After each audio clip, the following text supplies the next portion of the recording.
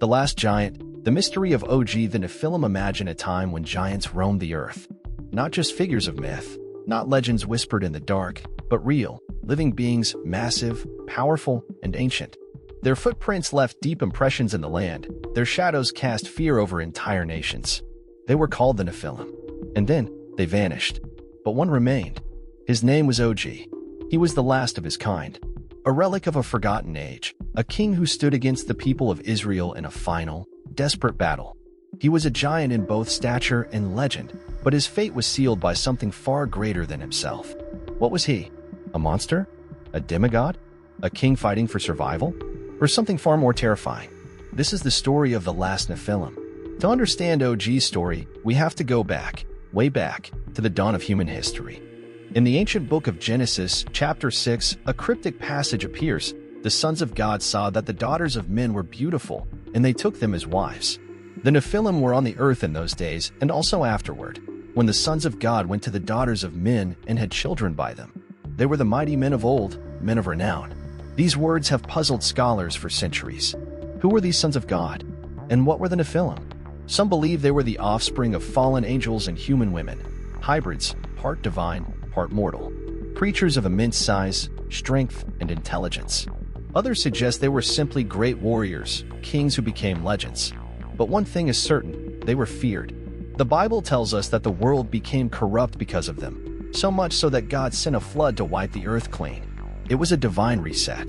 The Nephilim were destroyed, because deep in the land of Bashan, beyond the Jordan, a king ruled, a giant among men. His name was Og.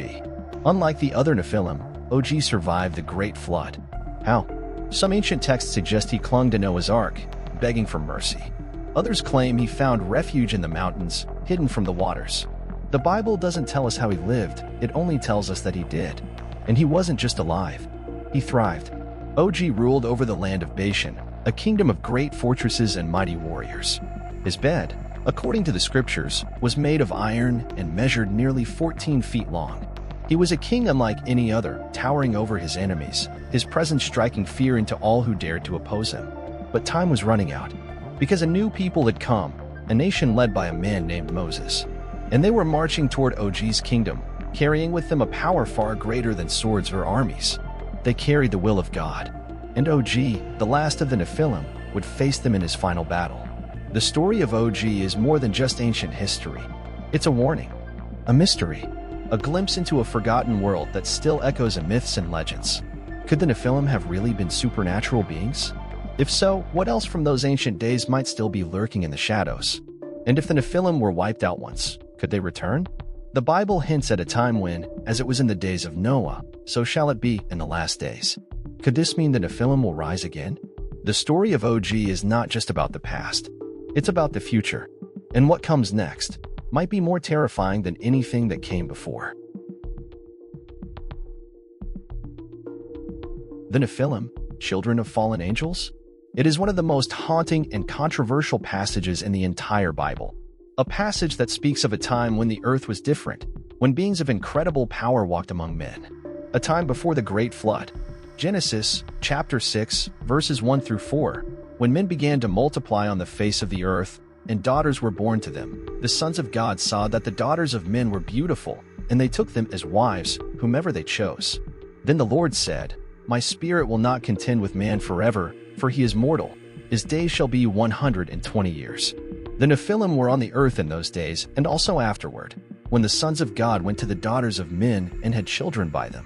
They were the mighty men of old, men of renown. It is a passage that raises far more questions than it answers. Who were the sons of God? Who were the Nephilim? And perhaps most disturbingly, if the great flood was meant to wipe them out, then why do we find giants still roaming the earth in the time of Moses? To answer these questions, we must go deeper. The key to unlocking this mystery lies in the identity of the sons of God. Throughout the Old Testament, this term is used almost exclusively to refer to divine beings, angels. In the book of Job, the sons of God are described as standing before the throne of the Almighty. They are not human. If we follow this interpretation, Genesis 6 takes on an entirely different and much darker meaning. It suggests that fallen angels, beings of immense power and knowledge, took human women as their wives and produced offspring unlike anything the world had ever seen. The Nephilim, giant, powerful, fearsome, but also an abomination, a corruption of creation itself. This interpretation is not just speculation. It is echoed in ancient Jewish texts, such as the Book of Enoch, which expands on this story in disturbing detail. According to Enoch, a group of 200 fallen angels, known as the Watchers, descended upon Mount Hermon, swearing an oath to take human wives and father children with them. These children, the Nephilim, were monstrous in both size and appetite. They ravaged the earth, devouring everything in their path. And God saw what had happened. The world had become corrupt, tainted by something unnatural. And so, he sent the flood, to cleanse the earth, to destroy the Nephilim. But if that was the case, why do we see them again later in the Bible? Not everyone agrees with the fallen angel theory. Some believe the sons of God were simply the descendants of Seth, the godly lineage of Adam, who intermarried with the wicked descendants of Cain. Under this view, the Nephilim were not supernatural hybrids, but mighty rulers, kings, and warriors who grew to legendary status. There are problems with this view. First, the term sons of God in the Old Testament almost always refers to divine beings, not humans. Second, if the Nephilim were just human kings, why would their presence trigger God's wrath so severely that he would destroy the entire world with a flood? And finally, if the Nephilim were simply normal humans, why does the Bible describe them as being on the earth both before and after the flood? That last detail is crucial, because it suggests that whatever the Nephilim were, the flood did not completely erase them. Here is where the mystery deepens. The Bible states clearly that the Great Flood was meant to wipe out all flesh except for Noah and his family. The Nephilim, if they existed before the flood, should have been destroyed. And yet, centuries later, we see them again. The land of Canaan is filled with giants, the Anakim, the Emim, the Zamzummim, entire nations of them. When the Israelite spies scouted the land, they returned with a chilling report. We saw the Nephilim there. The descendants of Anak come from the Nephilim. We seemed like grasshoppers in our own eyes, and we looked the same to them. Numbers 13:33. This is where we find Og, the last and greatest of them. So how did the Nephilim return?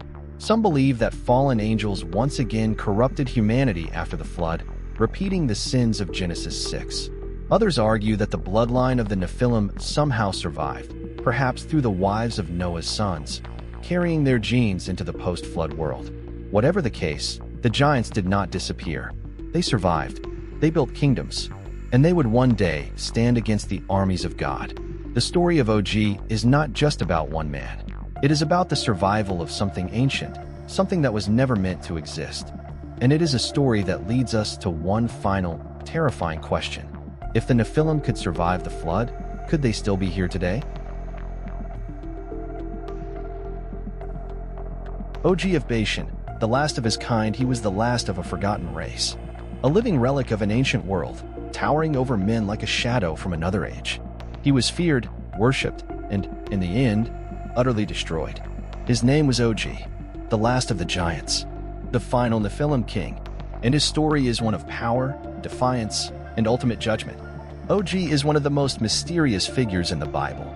He is mentioned multiple times, yet each reference to him carries an air of dread, as if the very memory of him lingered like a nightmare among the people of Israel. In the book of Deuteronomy, he is called the last of the Rephaim. But who were the Rephaim?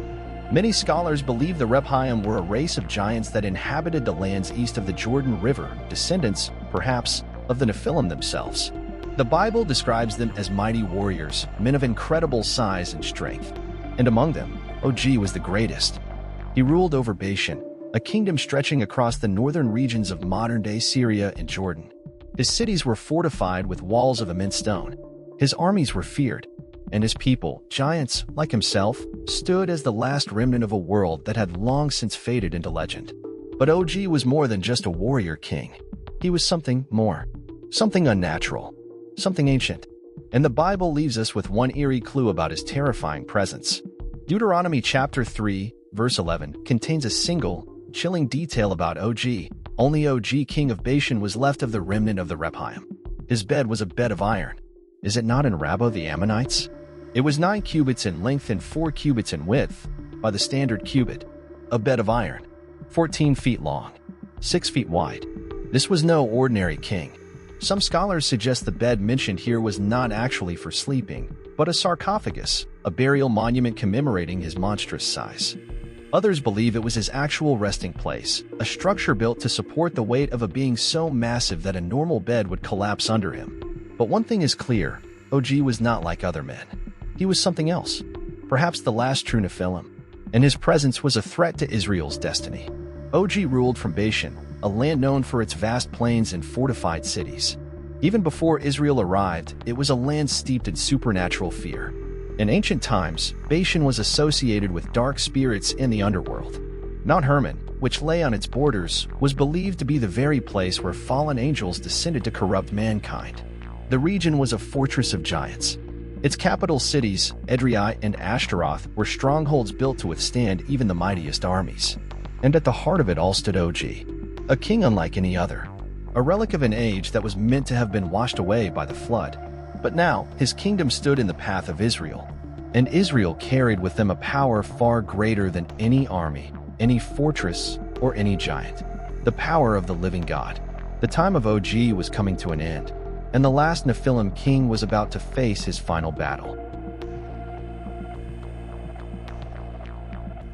The final stand against Israel, the battle was inevitable. For 40 years, Israel had wandered through the wilderness, waiting for the day when they would enter the land that had been promised to them. They had faced hunger, thirst, war, and even their own doubts. But now, they were finally standing on the edge of destiny. There was just one problem. Between them and the promised land stood the kingdom of Bashan, and ruling over that land was a king unlike any other, Og, the last of the giants. And he was not going to surrender without a fight. The Israelites had already won one impossible battle. Before reaching Bashan, they had faced another giant king, Sihon of the Amorites. He had ruled a powerful kingdom, one that stretched from the Arnon River to the Jabbok. His cities were fortified, his army strong. But when he marched against Israel, he was utterly destroyed. His kingdom fell. His people were wiped out, and Israel kept moving forward. But then, they reached the borders of Bashan, and waiting for them was Og. Og knew what had happened to Sihon. He had heard the stories. He knew that this wandering nation, this ragtag army of former slaves, had somehow crushed the mighty Amorites, that they had left entire cities in ruins, that they were marching forward, unstoppable, as if someone was guiding them. But Og was not like other kings. He was not a mere man. He was the last of his kind. And if the Israelites wanted his land, they would have to take it by force. So he gathered his armies. The warriors of Bashan, giants, like himself, assembled for war. They marched to Edrei, a city of immense fortifications, ready to make their final stand. The Israelites looked at them and saw warriors who towered over them, men of impossible strength and power. And for a moment, fear crept into their hearts. Then, something happened. In that moment of fear, a voice spoke to Moses. It was the voice of God. "Do not be afraid of him, for I have delivered him into your hands, along with his whole army and his land. Do to him what you did to Sihon, king of the Amorites, who reigned in Heshbon." Numbers chapter 21, verse 34. And just like that, the battle was decided before it had even begun. Because this was not a war of flesh and blood. This was divine judgment. The armies of Bashan never stood a chance. Despite their size, their strength, their numbers, despite the fact that their king was a giant of legend, the battle was over before it started. The Israelites, empowered by the command of the Almighty, struck down Og and his forces. Every last one of them. No survivors. The final remnant of the Nephilim was erased from history. Og, the last giant, the last king of a dying race, was no more. His kingdom became part of Israel's inheritance.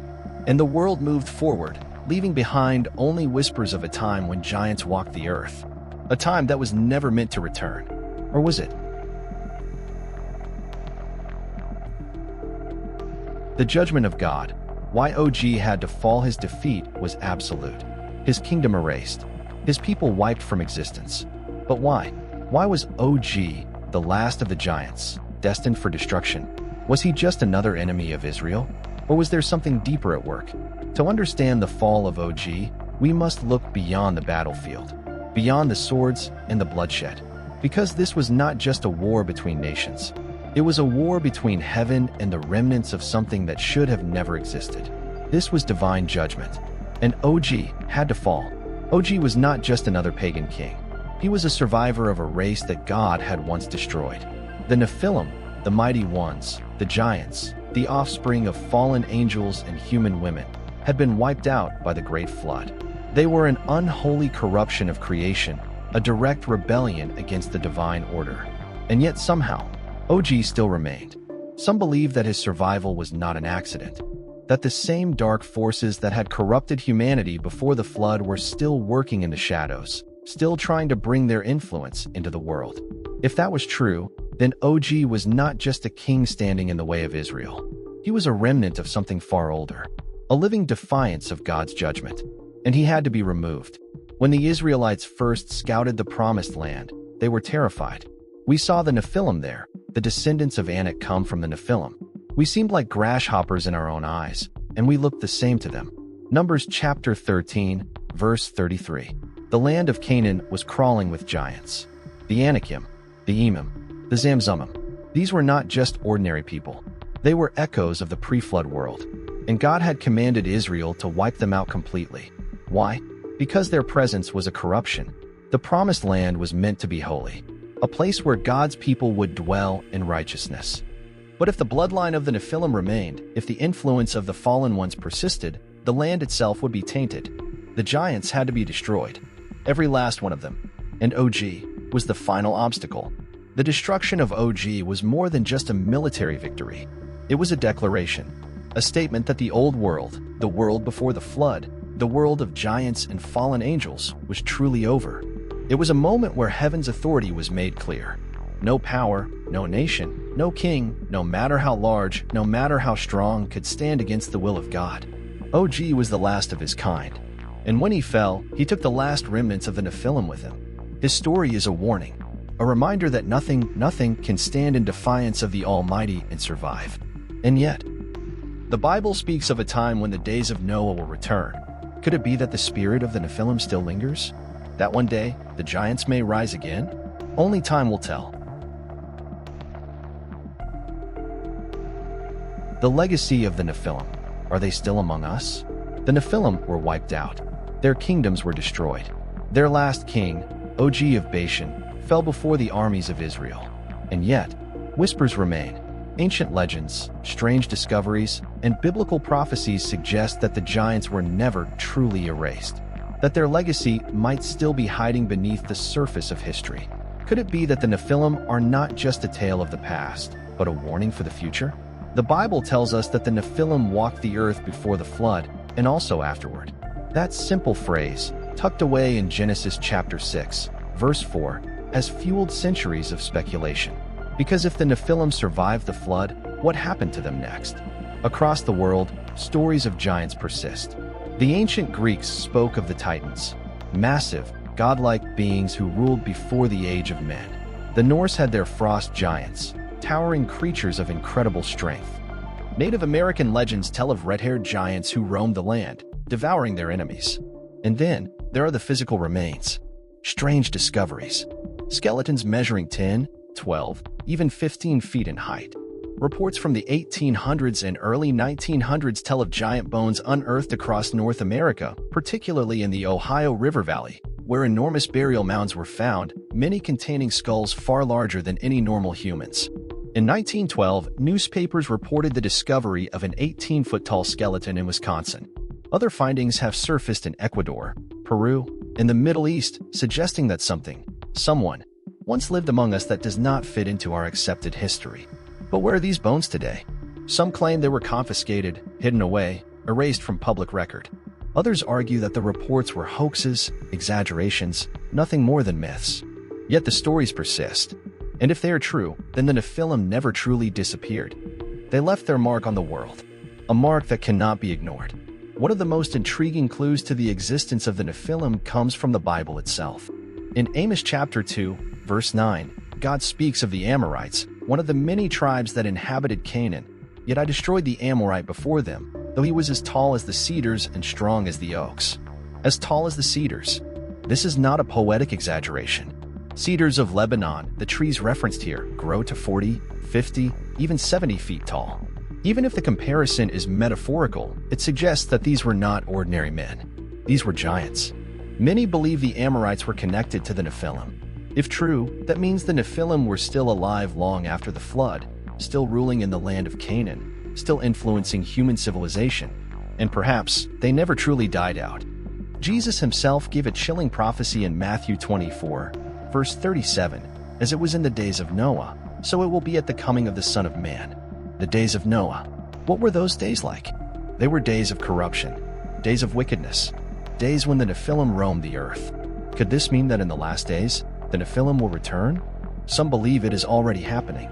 They point to modern genetic experiments, attempts to manipulate human DNA, and the rapid advancement of artificial intelligence and transhumanism. If the fallen angels once sought to corrupt human bloodlines, could they be doing so again, but this time through science, technology, and deception? Others look at UFO sightings, abduction accounts, and government secrecy surrounding extraterrestrial encounters. Could it be that what people describe as aliens are actually something far older? Something biblical? Something Nephilim? The idea seems far-fetched, until you remember that the giants were never supposed to return after the flood. And yet, they did. If it happened once, could it happen again? Perhaps the Nephilim are not just a thing of the past. Perhaps their story is not over. Perhaps the final chapter is yet to be written. Final thoughts. What OG's story teaches us today: OG is gone. His kingdom is dust. His people erased from history. But his story? His story still matters. Because the fall of OG was not just the fall of a king. It was the fall of something far greater. It was the end of a dark chapter in human history. A chapter that was never meant to be written. And yet, even as we look back at OG and the Nephilim, we are forced to ask one final, terrifying question. Is it truly over? Or is it happening again? OG's story is one of power, but not his power, God's power. Here was a king who had everything. A kingdom, an army, a bloodline that traced back to the world before the flood. He was a warrior, a giant, a legend. By all human standards, he should have been unstoppable. But against the will of God, he was nothing. The Israelites didn't defeat OG because they were stronger.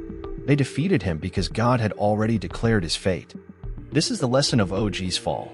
No matter how powerful something appears, no matter how overwhelming the enemy may seem, if God has spoken, the battle is already won. That was true for Israel then, and it is true for us now. Some people look at the Bible and see myths, legends, stories from another time that have no relevance today. But the story of OG? It is a warning that there are forces in this world that should not exist, that there are things, ancient things, that have tried to corrupt humanity before, and they will try again.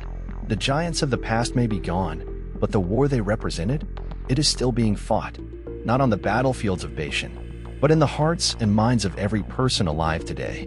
Because the Nephilim were more than just giants. They were the embodiment of rebellion, and that same rebellion is alive and well in our world. A rebellion against God, against his order, against the destiny he has planned for humanity. It may not look like a 14-foot-tall giant standing in the way of God's people, but it is still here, and we must be ready. The Bible tells us that history is not random. It moves towards something, a final conflict, a final battle. And in that battle, Jesus warned, the world would once again look like the days of Noah, the days when the Nephilim walked the earth, the days when corruption filled the world. Are we living in those days now? Look around. Technology is advancing at an uncontrollable speed. Scientists are experimenting with genetic manipulation, AI, and the merging of humans with machines. Morality is crumbling. Darkness is rising. Just as in the days of Noah, humanity is once again on the edge of something unnatural. The return of the Nephilim may not look the way we expect. It may not come in the form of giants striding across the land. But the spirit of the Nephilim, the rebellion, the corruption, the defiance against God, is rising once again. And just like in OG's time, that rebellion will fall. Because in the end, there is only one true king. Not OG, not the Nephilim, not the forces that stand against God. Only one. And he is coming back.